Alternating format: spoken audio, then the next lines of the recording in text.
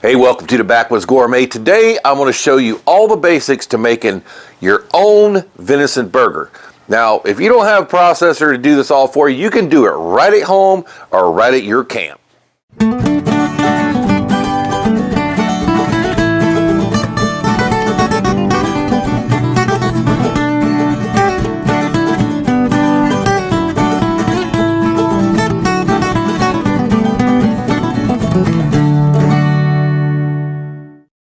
So you can make this at home. You don't have to take your deer to the processor. If you just get one of those nice limb grinders like we have there, I've had the thing now 15 years. It's been working just fine every time I break it out. Hey, you can do this yourself. And don't forget to hit that subscribe button, because the next video, we're going to be making up a beautiful, beautiful dish with some of this venison burger. So what I'm starting out with here is about a pound of venison that's already been cubed up. We took this off of actually the neck roast. And then over here I have some beef fat. Now, where do you get beef fat? Go ask your local butcher if he has any beef fat. And most of them will actually give it to you for free. Okay, I trimmed this beef fat off of a big old couple of prime rib roast we did for a catering event and for Christmas, and it's nice and fresh. So we're going to go ahead and get this ready for the big limb grinder number 5 over here. This machine actually started this channel here at the Backwoods Gourmet, still going strong after like 15 years now. We started this channel in 2009. So 15 years. That limb grinder, it costs a little bit of money, but 15 years still going strong. All right, so first thing we got to do is cut these pieces up into manageable sizes. Today I'm going to use my big Phantom series DALSTRONG knives. If you like to check out DALSTRONG knives, believe me, they have dozens and dozens and dozens of different models and price ranges. I'm going to leave you a link below.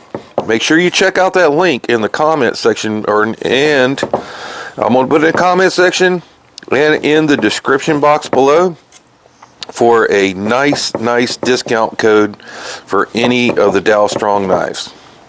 So far, you guys have been doing a great job supporting us over there at the DALSTRONG site, and we do get a little commission off of anything you buy over there. Just being up front with you guys, it's not much, but anything helps. So this was like the end cut of the ribeye we couldn't make a really good steak out of, so it's gonna have a little beef in it also. The rest of these I'm going to cut them down into manageable sizes, and this harder fat you need to cut into a little bit smaller pieces so that we can get a nice mix. And we're probably looking for a 60-40 on this to make it nice and moist. Remember, that venison is going to have hardly any fat on it, even though for some reason this one my brother got, we've already made a bunch of this, and it was a pretty fatty deer, but we got that ready to go, and we'll get it loaded up on the grinder, and we're going to alternate the venison with the beef fat.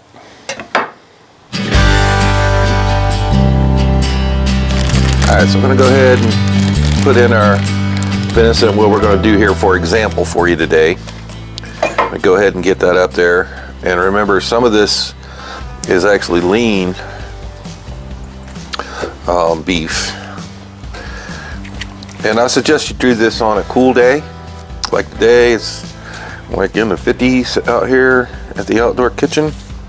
We'll get this good old limb ready. We got our plunger.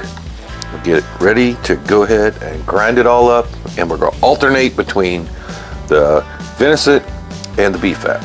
I wanted to take a little minute real quick to show you our new cutting boards that we're going to have available.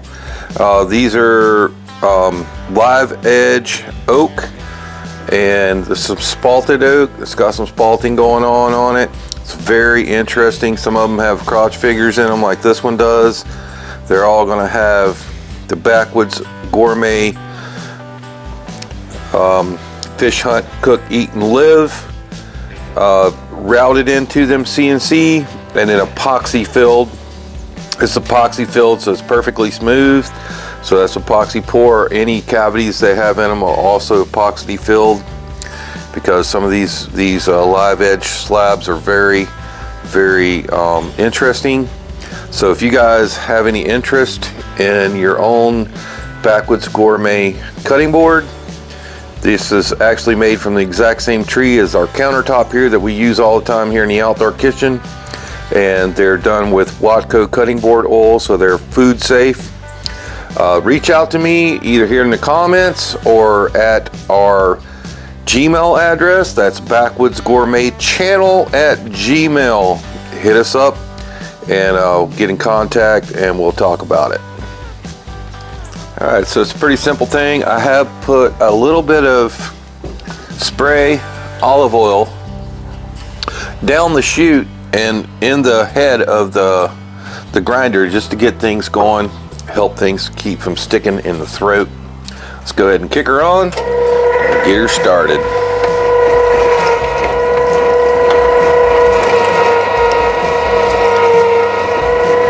Now I have the coarse head on the first grind, and that's important. So some fat, some lean, and that'll help make it easier to mix up your burger.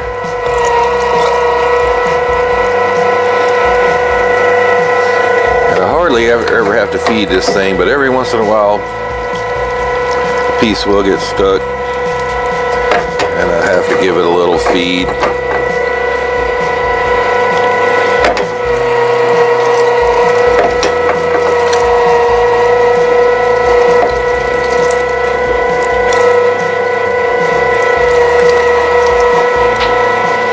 I've had this thing now for 15 years, still works as good today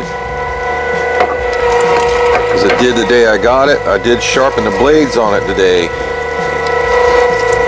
and if you want to see how to sharpen the blades on your meat grinder, leave me a comment and maybe we'll show that to you. So a lot of videos out here on YouTube showing you how to do that. It's very simple.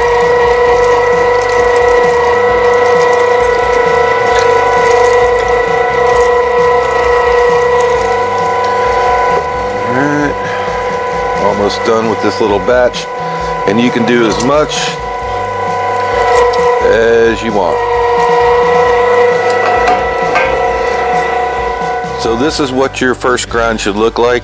The meat was nice and cold, so you got a nice blend, and you can always get in there with your hands. Make sure you have clean hands. This is burger, okay? And make sure you got it all nicely distributed and a good fat to lean content. Now we're going to change out this plate. So what I'm going to do now is go ahead and switch out from the coarse plate. You want to do all of what you got with this coarse plate. Sometimes it helps to take a tip of your knife and pull that off of there. Sometimes these little pieces will come out, sometimes not. All right, I got my fine plate here. Gonna go ahead and insert the fine plate, let it fall into its notch there. Make sure you don't have any debris in your ring. Go ahead and put your nut back on. Make sure it's nice and tight.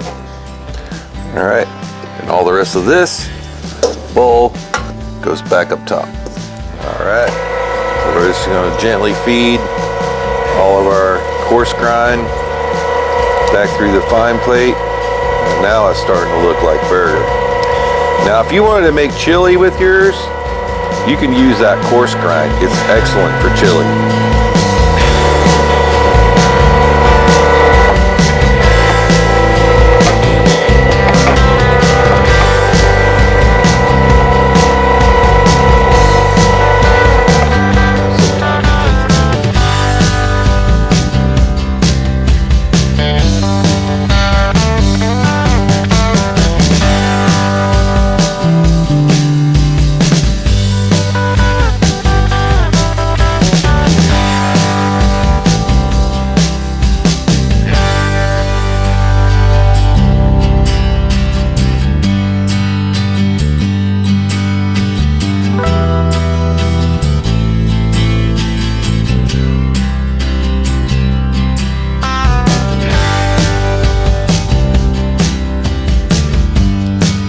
is what it looks like after running through the second time.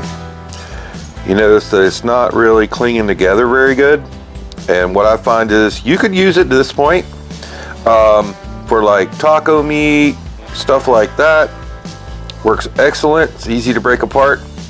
But if you're going to make burgers with it, I suggest you run this back through the fine plate one more time.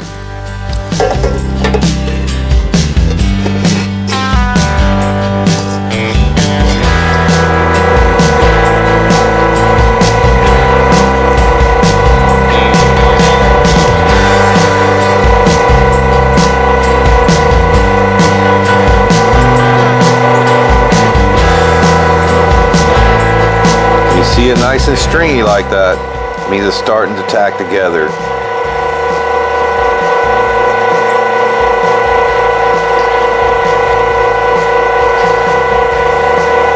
And you can make yours with any amount of fat content you like. I like mine a little more on the fatty side. It's just much more moist and juicy. If you're trying to watch your fat intake, you're now in control of how much fat your burger has in it, and not some factory. And you just use the exact same method with beef. Make your own ground beef the way you like it.